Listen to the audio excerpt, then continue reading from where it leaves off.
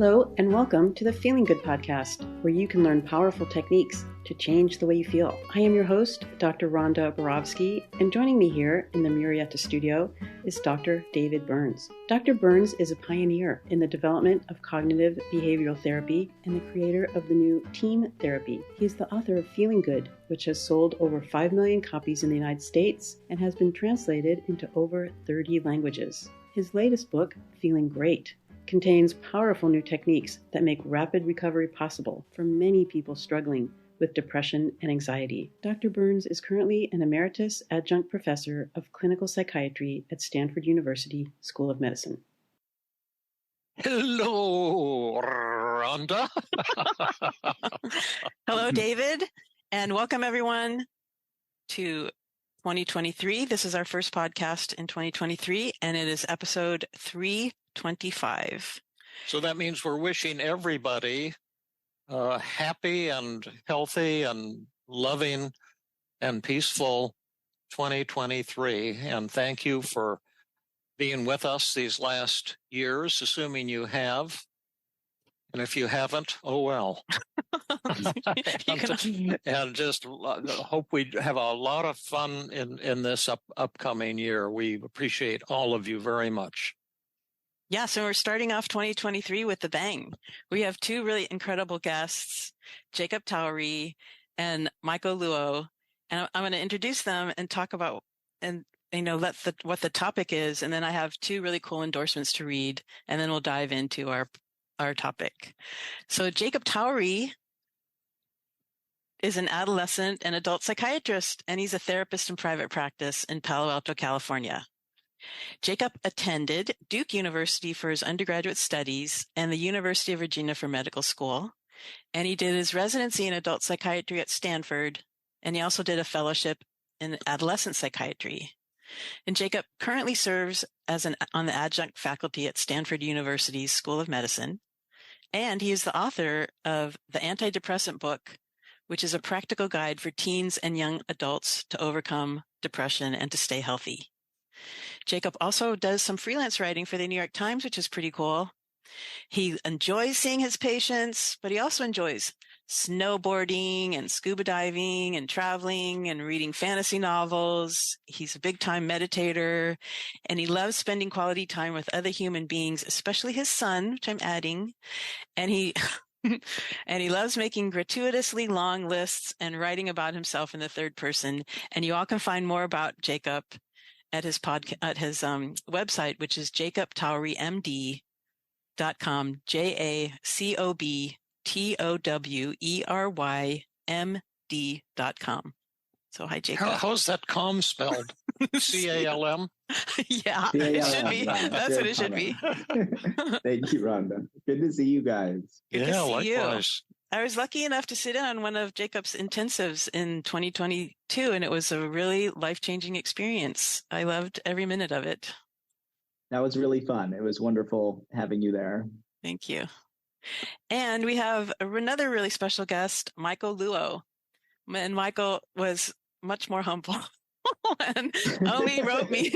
I asked each of them to send me an introductory paragraph, and Michael just wanted me to tell people that he is a fourth-year medical student at a medical school in Chicago, which makes me wonder which medical school, but I guess you want to keep that secret. And he is an aspiring psychiatrist. So hi, Michael. Hi, Rhonda. Thanks so much for having me. I do attend Chicago Medical School. That's the name. Oh, that's the name. Oh, at Chicago. Oh, I misread it. I thought you wrote that you attend a medical school in Chicago. I apologize. An unknown medical school in Chicago. Called the one Chicago that no Medical one has School. ever heard of. No, Chicago Medical School. That's awesome. Very cool. And so, Yeah. Michael and Jacob, you guys are going to be putting on a 2-day intensive or workshop. I don't know exactly what you're calling it. Marathon. And you created this website called findinghumanslessscary.com. And your workshop is all about combating the symptoms of social anxiety that people experience. And the kind of a cool thing about this 2-day workshop is it's basically for free. You're only asking people to make a donation to either so either to your favorite charities or charity of someone's choice. And so it's pretty exciting on so many levels because lots of people suffer from social anxiety. Yeah, it's going to be almost 20 hours of training by two of the world's top experts for $20. So that's, slightly, maybe $1.10 an hour. You can't beat that. And it's going to be really awesome. We'll tell you all about it in a minute. But welcome to the show, guys. And thank you for doing what you're doing. I'm excited to hear about it. And I'm sure many of our listeners are excited as well. Yes. So I thought I would just read two little quick endorsements because I know we want to spend most of our time with Michael and Jacob.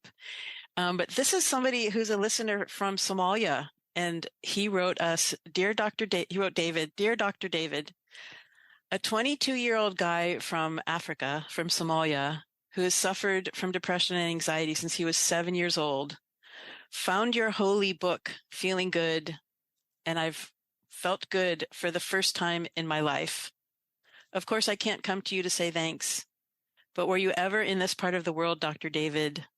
Thank you, and love from Somalia. And that was so heartwarming, and thank you for emailing me and telling me that. And I sent it to my wife and daughter and son, and sent it to Rhonda and a number of colleagues. I was just so proud that my book touched you, someone so far away. It just means the world to me. And way to go. That is so cool. Stay in touch. Yeah. And then somebody has took your free anxiety class that you have listed in your website and was having some difficulty with it. And then you asked Alexis, who works on the app, to help her, which Alexis did a beautiful job of supporting this woman to finish the course, to get access to the course. And then she wrote you, Dear Dr. Burns, I love your anxiety course, and I've read many of your books, including Feeling Good, Feeling Great, and When Panic Attacks. I want to thank you so much, Alexis. The anxiety course is fantastic. Thank you so much, Dr. Burns, for all you do for us. Well, thank you so much for that note. And I'm glad the anxiety class is helpful for you. But the treatment of anxiety sometimes requires more than armchair learning. Although the armchair learning, the crushing your negative thoughts, all those things can be tremendously helpful, a hidden emotion technique and so many other techniques. But ultimately, to overcome any form of anxiety, particularly social anxiety, and I've said many times on this show that I've suffered from extreme forms of every type of social anxiety. There's 5 types, and I've had all of them.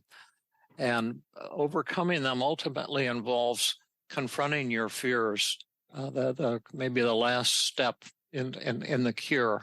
And for that, nothing beats a humorous, compassionate, creative, caring, skillful therapist who will go with you to the gates of hell to face your worst fear and hopefully experience what the Buddha has called laughing enlightenment. That's where at the moment of where you confront the monster you feared the most, you suddenly discover that the monster has no teeth and that all of your fears through all of your previous reincarnations were based on a gigantic cosmic hoax.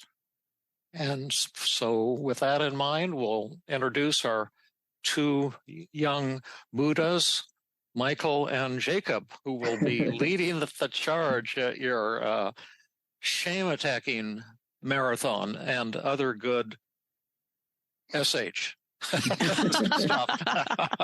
So tell us how this fantastic project came to be and what's going to happen for the brave and lucky people who attend. Sure. Well, thanks for having us. This is fun to be on the podcast with you guys. And so I've been doing some pro bono intensives generally with one client at a time. And it was so great having Rhonda at one of those. And then I was thinking it would be cool if we could scale this a little bit. So I'd never done a pro bono intensive with more than one client at a time, but I thought, what if we did like a few teenagers with social anxiety? So Michael was gracious enough and generous enough to come to that, and Carly Zenkman came, and they were both amazing. So we got to do co-therapy together with 3 amazing teenagers, and they worked on their social anxiety, and we were together for a week, and it was really powerful and fun. And I think everybody had a good time. And then I got to thinking, I wonder if we could scale this more. Like 3 people at a time is great, but I wonder if we could even go bigger. And I thought about you, David, and how you've done some incredible workshops with dozens, often over 100 people at a workshop, and you're helping a ton of people at the same time. And I think there is something really powerful about that group experience. So then I thought, I wonder if we could somehow do like 100 people with social anxiety at the same time. But then I know I have many weaknesses and flaws, including laziness. And I thought, I don't really want to do like the bureaucracy that would be involved in setting up consent forms and making flyers and marketing. And it would be a lot of time and energy. And I know I would get annoyed with it and feel kind of resentful. But I started talking to Michael about it. And I said, Michael, I have this cool idea and I think it'd be fun. I have no problem donating a bunch of hours for teaching or leading things. That part sounds fun, but the bureaucratic part sounds really not fun. And he was like, well, I could help out with all that. I love your vision. Like I could do all the stuff you don't want to do and we could make it happen. So we started kind of scheming together. This was probably back in like July or August, shortly after we did the 3-person intensive. And we've been kind of planning it ever since. And I want to give Michael a lot of credit. Michael has been just going above and beyond. So Michael made the website look really fancy and cool. So findinghumanslessscary.com. If it looks, remotely professional, which it does, and awesome, that's entirely due to Michael. He created this really cool Google Forms. I don't know anything about Google Forms. He created that. So we've got like an electronic kind of consent form and, introduction to it. And he very generously, out of his own money, rented an awesome space that we're going to use. It's a secret location that will only be released to people who sign up. But he's been so amazing and really helping. And David has also been a huge part of how it's coming together. So David made a really cool flyer for this and sent it out to a ton of people. And the vast majority of people who have signed up are because of David. So, and we've got some amazing teachers that are going to come and help that weekend. So we've got Carly's going to come, besides Michael and I. Karen Shemish, I believe, is coming. Rose Marketich just told me last night she wants to come. Rhonda's going to be there. And I think we've got a couple other people. Actually, you do. You have, can I tell you who else? Yeah. Heather Clegg is coming. Oh, yes, Heather. Kai Chen. Great. Patrick Murphy. Stanley Kuo. Sarah Shane. Anna Maria Guevara. And Lorraine Wong. All of these co-therapists, small group leaders or something like that. So you're going to get not only an amazing experience, a lot of chance for individual attention from highly trained, skilled therapists. That's fantastic. Yeah, I'm pretty excited about it. And I also want to give David credit. I didn't really know what I was doing when I was kind of creating this. I thought, well, I think I want it to be fun and I want it to affect a lot of people, but I don't really know what I'm doing. So I called David and I was like, David, I don't know what I'm doing. Do you have advice? And David had lots of great advice for how to make it successful. And we're incorporating basically everything he said into it. So I think that's going to, if it is successful, I think David will deserve a lot of the credit for it. So I think it's going to be a fun weekend. Well, I'm willing to take all of the credit if you want. David gets 100% of the credit. It sounds great. Tell us, like say I'm an anxious listener and I live here in the Bay Area and I'd like to come to this live event if I can muster up the courage to come. It sounds kind of exciting, sounds kind of scary. Tell me what I can expect, Michael. Yeah, so I was a part of Jacob's teenager intensive, and I found that to be really groundbreaking for me as well as a co-therapist. I felt freer just being able to observe Dr. Towery's, the way he would perform exposure and the way he would help me with some of my negative thoughts and some feelings of insufficiency and feelings of inadequacy. I felt that Dr. Towery really helped free up a lot of those emotions and thoughts.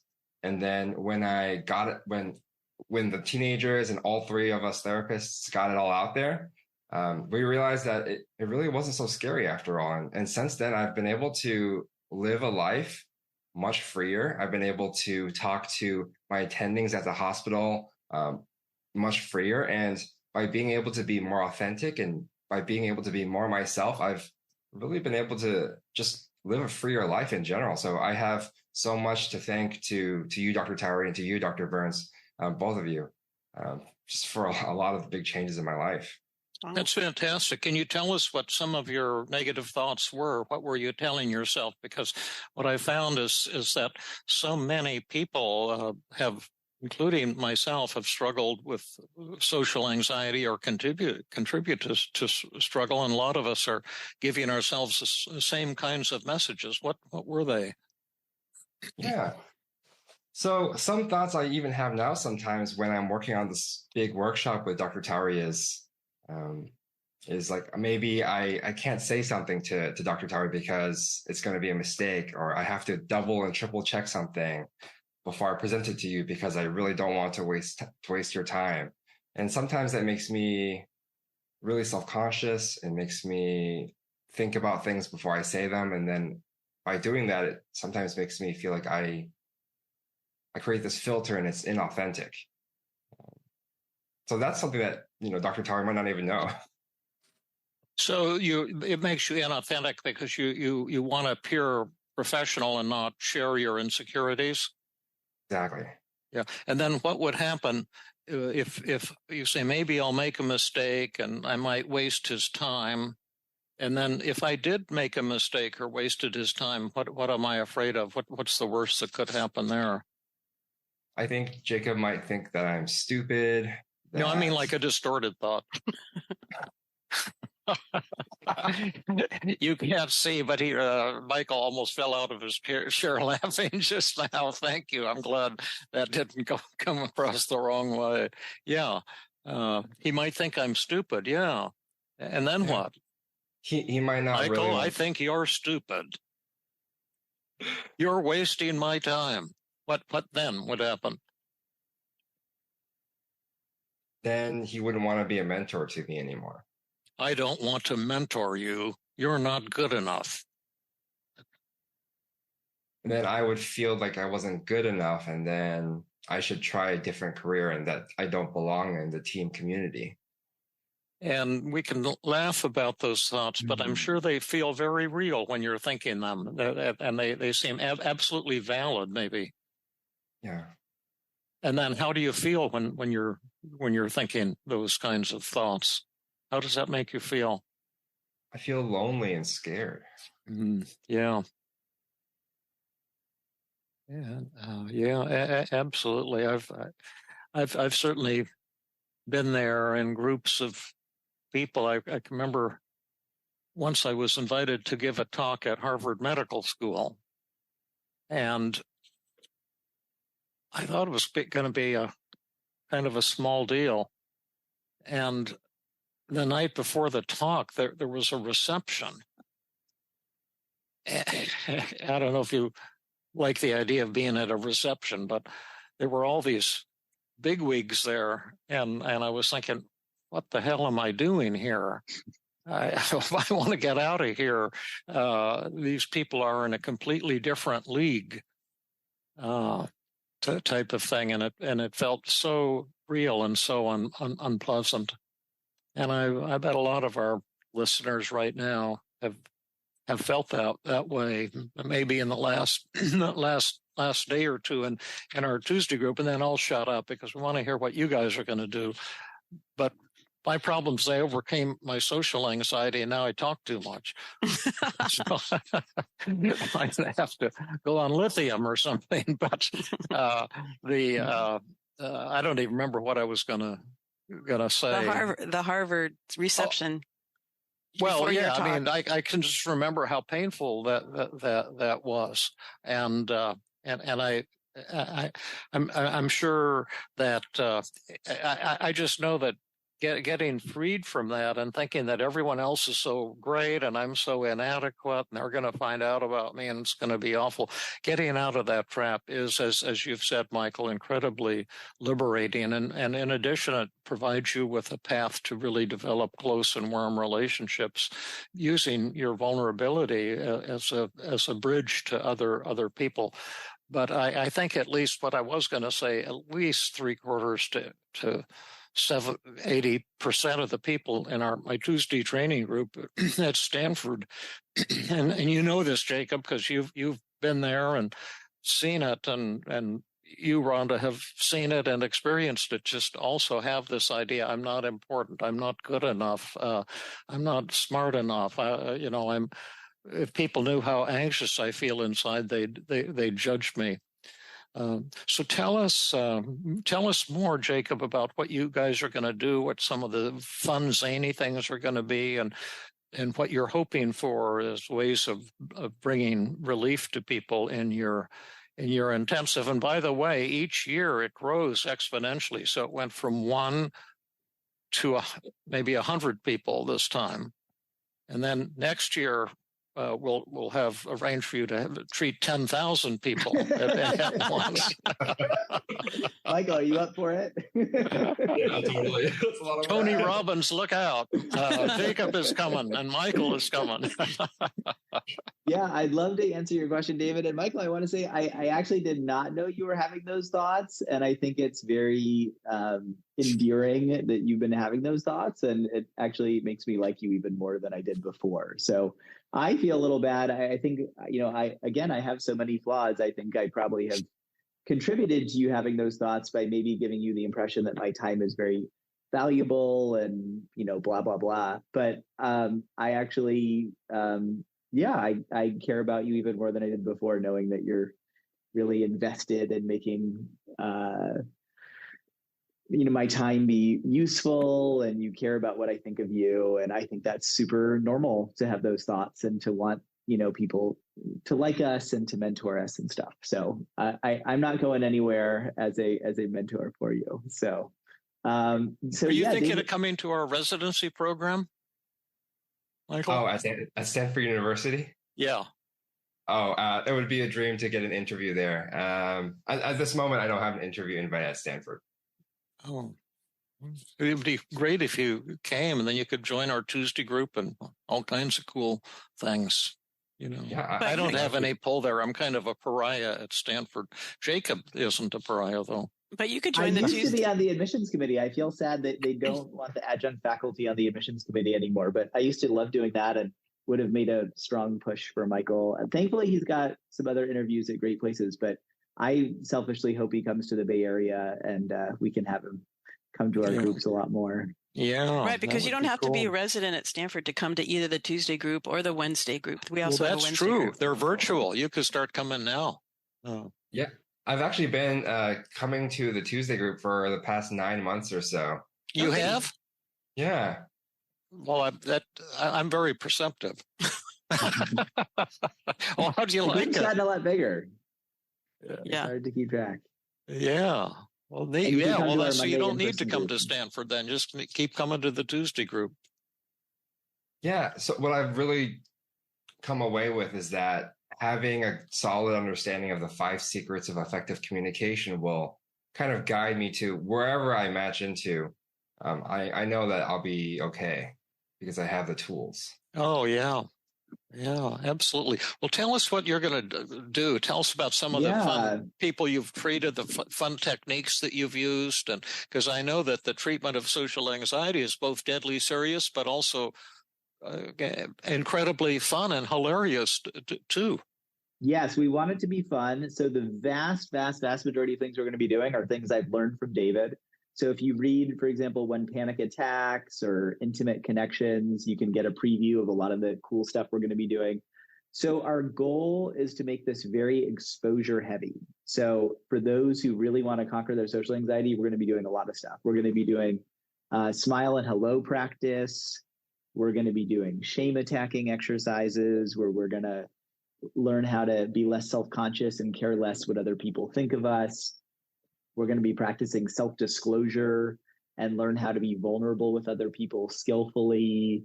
We're going to be practicing the talk show host technique and learning how to put the spotlight on another person and learn more about them, making it less about ourselves.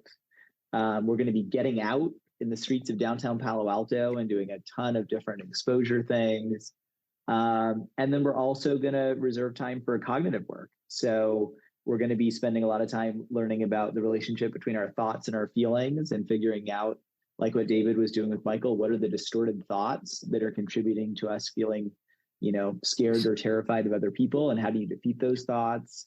And something that David suggested to me, which I think would not have occurred to me on my own, is that although we want this to be fun and somewhat light, we also want to recognize that this can be really debilitating for a lot of people. So there are tons of people who are fantastic humans, but because they're so scared of putting themselves out there socially, their world has narrowed, and they have less of a social life than they would like. It can often interfere with their dating life and their romantic relationships, and it can make them feel more lonely and even miserable. And so we want to take that really seriously and honor that. We'll probably do some personal work with at least one person who wants to bravely share that, and we can help them. Hopefully we'll have enough leaders. We could do some small group work and help people who are struggling with their thoughts and feelings. So we're going to try to pack a lot into that weekend. That's great. And I just want to emphasize that getting over your social anxiety is a life transforming experience. Absolutely. Now, just to bring a couple of those techniques to life so people will know what's going to happen.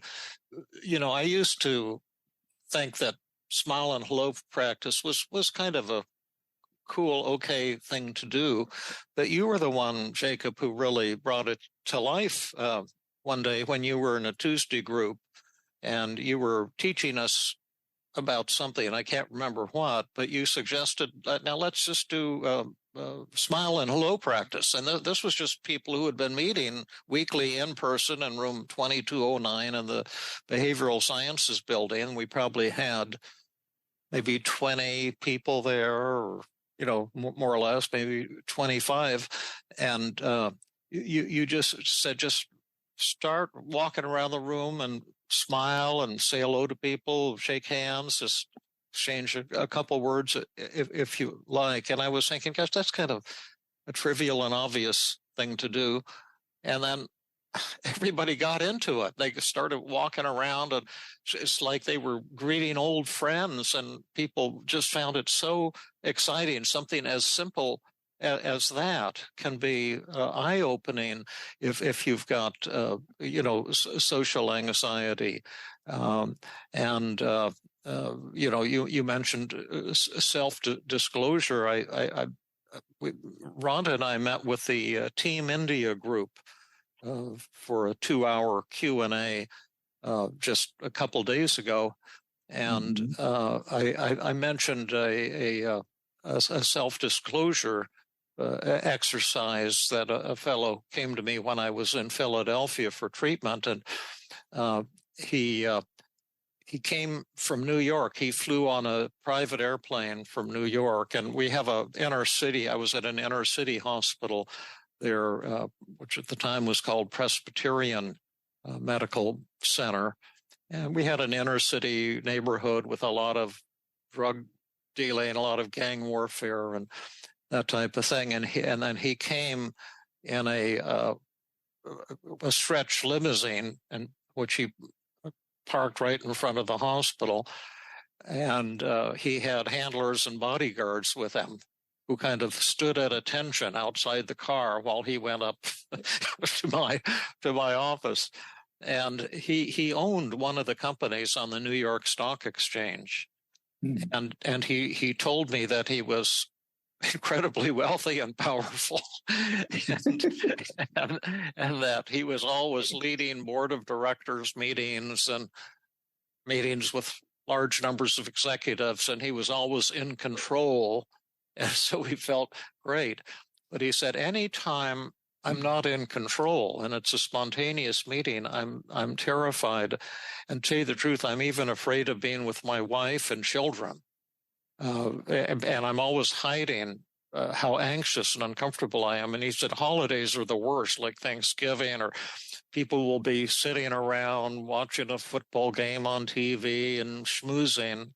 And he says, I just can't stand it. I'm in agony. And what if my children find out how anxious and insecure I am? And he says, I'm just lonely all the time, and I'm incredibly unhappy.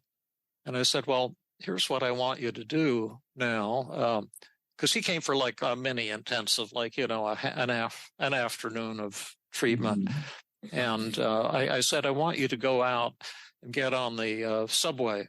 Which is kind of, it's the trains in Philadelphia. They go underground, but they also go above ground. I don't know what they're called, but there's a lot of average folks there. It's not some fancy environment by a long shot. And I said, I want you to just to get and write it for 3 hours. And I want you to go from person to person, just keep moving around, sit down to people and say to them, I want you to know that I'm a pretty wealthy and powerful individual. And I actually own one of the companies on the New York Stock Exchange. But I've been incredibly unhappy ever since I've been a little boy because I'm shy and I'm afraid of strangers. And I'm so ashamed of myself, and I'm ashamed all the time, and I'm anxious, and I'm feeling that way right now. But I've decided to stop being ashamed and start telling people. And he said, and I said, I just want you to do that, like 20 people or more in this 3 hours, just do it over and over again. And he said, I couldn't possibly do that. And I said, you can possibly do that. You just move your arms and legs. You go down there and you get a ticket. You get on, you look at your watch and you start talking to people, and you keep doing that for 3 hours. He says, no, I couldn't stand to do something like that. That would be terrible. And I said, you can stand to, and if you want to work with me, that's what you must do. This is not a negotiation. This is an ultimatum. And if you don't want to do that, God bless you. I totally understand. But then you can go out and get in your fancy car and fly back to New York. And so he was really scared, and he agreed to do it. And he came back 3 hours later, and he had tears in his eyes. And he says, Dr. Burns, that was the greatest 3 hours of my life. And the people who are poor, in my experience, sometimes have bigger hearts. And every person he talked to, he said they just poured their hearts out to me, and they treated me so lovingly. I thought people would judge me and scorn me and look down on me. He said, "This is the first time I've ever really felt joy or really felt close to people." God bless you, Dr. Burns, and thank you so much. It's been the greatest day of my life. And so sometimes just a simple thing that we're so scared to do, along with someone to tell you must do this and stop avoiding your fears. And it's a scary thing to do, but it's a loving thing to do. And it's a thing that can lead to enlightenment, a certain type of enlightenment. And you've put it so beautifully, Michael, freedom to open up, to be real, to be vulnerable, and to find that people even like me more. Here, David, fool that he is, wants me to come to the Stanford residency program because I told him I was insecure, and all of a sudden he started liking me, and Ron is starting liking me. It's the same darn thing. So I'm going to shut up again and turn it back to you again, Jacob. You want to tell us about some of the funnier, zanier techniques like shame attacking exercises, or we don't want to scare people away from going to your life-changing, incredibly cost-effective, intensive shame attacking intensive coming up. What are the dates, by the way? I think it's January 21st and 22nd of 2023. It's got a nice symmetry to it, 212223. And if you're interested in it, go to findinghumanslessscary.com and it'll walk you through the registration process, which is pretty fast. But I love your story, David. I thought that was really beautiful. And I think that you're not inaccurate when you talk about this really can be life transforming for people. So that's our hope, is we really want this to be a powerful experience that will kind of catapult people into practicing these techniques, talking to people, connecting authentically with others. And I think that's, for me, that's so much of what makes life meaningful. I had a really great conversation with one of my best friends this morning, and it wasn't that long. It was probably like 10 or 20 minutes. And we made a plan to meet up in a few weeks. And I thought, oh, I'm so excited. I'm going to get to see him. And then you guys know Jeremy Carmel. I'm going to get to see him this weekend. I miss him. I haven't seen him in a little while. He talks about you all the time, by the way. Oh, Jeremy's the best. I like Jeremy so much. And you're assuming it's positive. Incredible. That's true. He might say lots of negative things. He could be complaining about me for hours. So I just thought, wow, I have all these people I get to see. Like, I'm so excited to see them in the flesh. That's right. When you're human, it's just so great to be, when you just decide that you're below average and loving it, then life becomes fantastic. The death of the self is the rebirth of your life. But Jacob, as you know, you're the top person in the world and the most powerful psychiatric technique ever developed, shame attacking exercises. And I'm pretty good at it. And Albert Ellis, who created it, was, a master of shame attacking exercises too. But nobody is at your level. And I could describe some of the shame attacking exercises I've seen you do.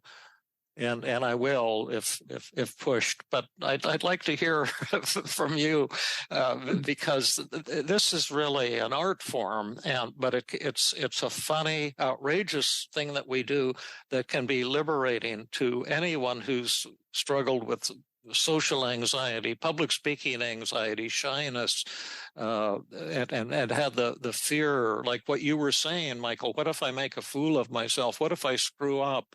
Then everyone's going to reject me, and the world will fall apart. So I don't know if you want to describe a couple of. Yeah. Well, thank you for the kind words. Everything I learned about shame attacking, I learned from you. So shame attacking, I think, is one of the most powerful techniques out there in the world, particularly for social anxiety. So basically, it's based on this idea that many of us fear judgment from other people, and we magnify how much people will judge us. And we also magnify how much it will matter if people judge us for doing various things. And as a result, people can kind of put themselves in these somewhat narrow boxes in terms of how they live their life. And they think, I have to walk a certain way, and I have to talk a certain way, and I have to dress a particular way, and I need to make sure I'm kind of staying within these narrow lanes of what's acceptable. And I think that's profoundly limiting. And when you do a shame attacking exercise, you go out in public and you do something ridiculous or embarrassing, and you draw attention to yourself. And it's always scary for people at the beginning. It's actually really fun for me going out and doing this with patients, because people are always scared at the beginning and they think it's going to be so horrible, I couldn't possibly do it. And then when they start doing it, they're still scared. But then as they do more and more of these, usually within about half an hour or so, if not faster, we're having fun. I have lots of people, we'll go to CVS or Walgreens and get like a plastic bag, and we'll walk around with plastic bags on our head. Or we'll walk down the streets of Palo Alto making animal noises. We'll sometimes, we were out with some teenagers doing our version of Tai Chi very loudly. We were throwing an imaginary watermelon back and forth. Michael was leading that. We were making unusual sounds. And I think you're only limited by your imagination. So you just do really goofy, ridiculous things. I'm not a particularly good singer, so I actually like singing in public even more because I'm not good. And then people can think that I might think that I'm good, and then wonder if why I'm singing, and if I realize how bad my singing voice is. So you told Miranda that you had a special song that you were going to sing for us during the interview today, and we're ready. Sure. Let's see. Special song. What about row, row, row your boat gently down the sea? Merrily, merrily, merrily, merrily, life is but a dream. Yay. Sorry, I asked. You're never going to get those 10 seconds back. I want to describe one of the many unbelievable shame attacking exercises you've done. Not only for their outrageousness, but their just brilliance. We were at the Stanford Shopping Center. I don't remember if it was just the Tuesday group or what it was, but doing shame attacking exercises. And I saw you, Jacob, go up to a woman, an elderly woman getting into her car. This is my memory. It might not be 100% correct, but it's 100% excellent story. And I heard you saying to her, can you give me a ride home? I can't find my car here in the parking lot. And I just need someone to give me a lift home type of thing. And you were real kind of charming about it and humble. And, and this woman was kind of perplexed, but kind of charmed too. And so she finally says, well, how far is it? Where do you live exactly? And you said, I live in North Hollywood. It's a bit of a drive. But because this is, of course, 300 miles from North Hollywood, but we can have a wonderful time stopping in the car along the way. It was just so fantastic. And anyway, boy, you're really like an artist, like a rapper, or your singing isn't so great, but that's your musical artistic ability, and it's a fantastic creative art form. Do you remember the one at Macy's that you did? Oh yes. I've told this story many times it's morphed. Would you tell us what you did in Macy's? Sure, I'll tell you my recollection of it, which might be imperfect, but it was really fun. We had the whole Tuesday group. I think we probably had like 20 or 30 people, and we'd walked across the street from the psychiatry building to the Stanford Shopping Center. We were all together in a big group, and we decided to split off, and we'd all go do shame attacking. And I think I walked in Macy's, and there was like a mannequin, but it was just the bottom half of the mannequin, just the legs, and it had these designer jeans on them. And I think I grabbed the mannequin and walked up to the cash register and said, how much for this? And they were like, oh, the jeans are $150 or something. And I think I said, no, I don't want just the jeans. I need the whole thing. I'm in love with her. How much for the mannequin? And she was like, what? And I was like, I have to have her. I can't leave without her. How much? And she was very confused, and I think maybe I pressed it a little bit more, and then at some point put the mannequin back. Well, I think she said we don't sell mannequins, and you said, well, I don't have $150 anyway. All I have is $26, but I can't leave without her. I'm in love. And then you force them to bring the manager and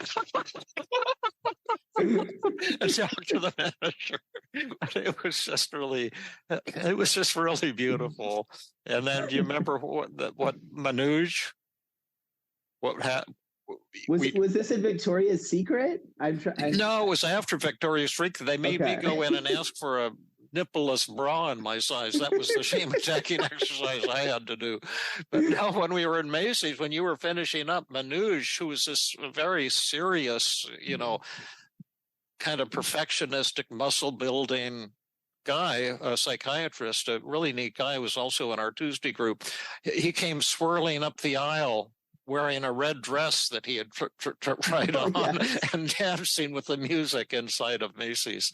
But it was, they were really riotous things that, And then the reason we're doing that is not, to be obnoxious and because you don't ever want to do something that would frighten someone or upset someone. You want everyone to have a good laugh, but it's because we believe, and Albert Ellis, the one who set this requirement, psychiatrists and psychologists aren't allowed to ask patients to do something that you yourself wouldn't do or haven't done. And so that's why every now and then we take our Tuesday training group to the Stanford Mall and do shame attacking exercises of various kinds. And it's scary for the therapist, but just like the people who attend your fantastic upcoming social anxiety cure marathon, it's incredibly liberating because, you realize the world doesn't come to an end when you get outside that box you were talking about, Jacob, and you just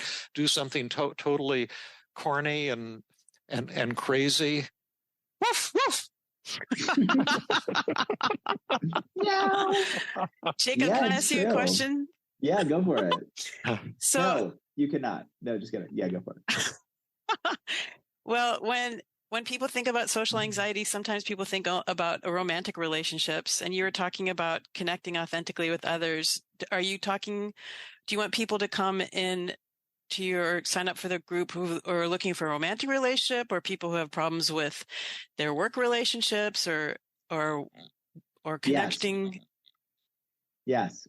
Yes. All of the above. Yes. I think, honestly, if we had more time, I'd even throw in flirting training. I've learned so much flirting training from David and various different books and workshops.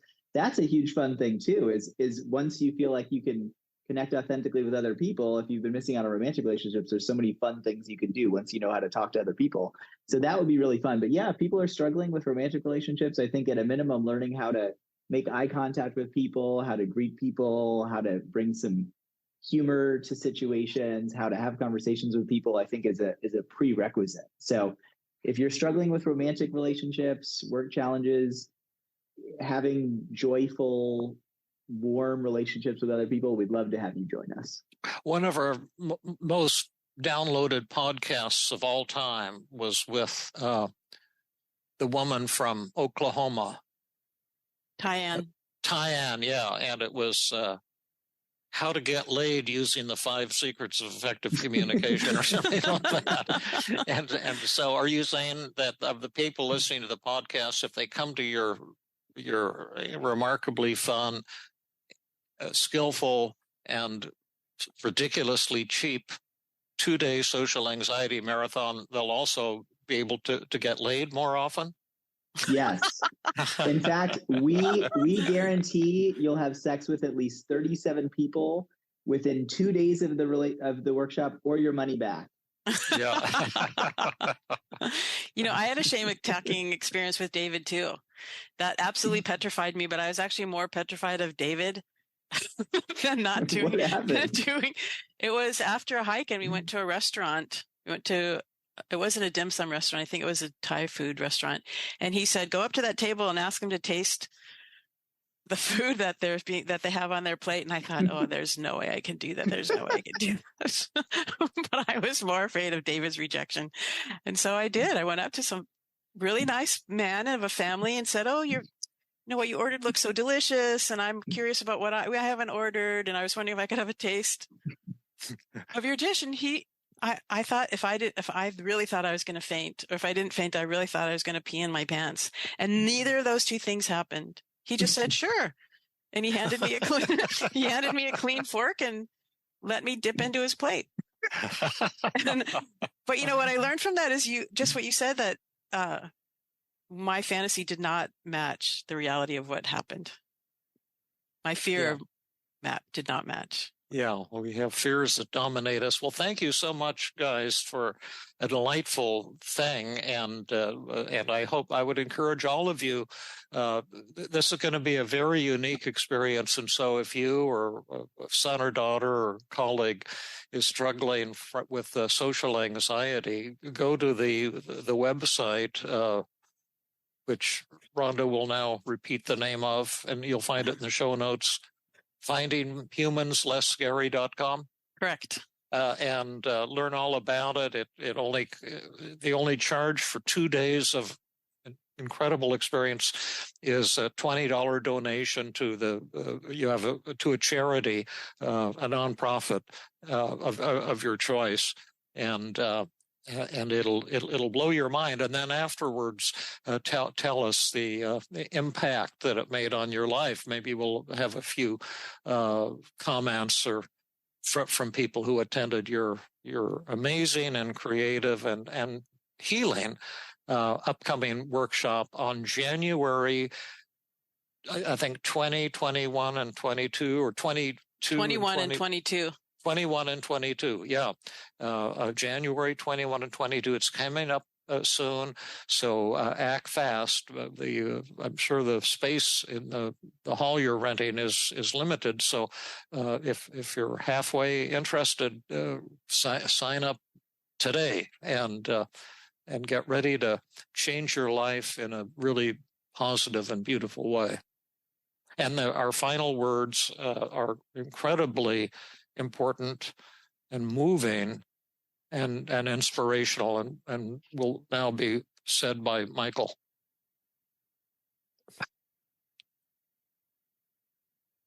So I have to say that Dr. Jacob Towery is probably genuinely one of the most masterful clinicians when dealing with anxiety and social anxiety in particular. And he has done a pro bono for my wife, and I have been able to benefit myself, and I have seen him transform the lives of so many people. And so I cannot recommend enough how important this weekend might be for anyone who's interested.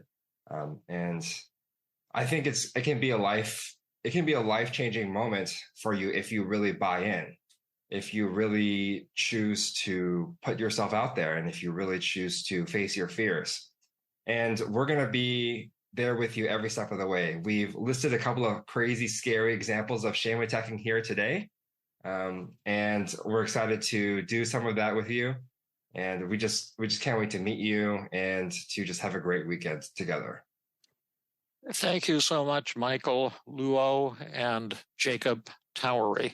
It's been a joy hanging out with you today, and we wish you all the best in this wonderful, wonderful program. And then next year we are committed to a repeat with 10,000 people. Thank you. This is really fun. Okay. Bye-bye. Okay, bye. Everybody. Thank you. This has been another episode of the Feeling Good podcast. For more information, visit Dr. Burns' website at feelinggood.com, where you will find the show notes under the podcast page. You will also find archives of previous episodes and many resources for therapists and non-therapists. We welcome your comments and questions. If you want to support the show, please share the podcast with people who might benefit from it. You could also go to iTunes and leave a 5-star rating. I am your host, Rhonda Borowski, the director of the Feeling Great Therapy Center. We hope you enjoyed this episode. I invite you to join us next time for another episode of the Feeling Good podcast.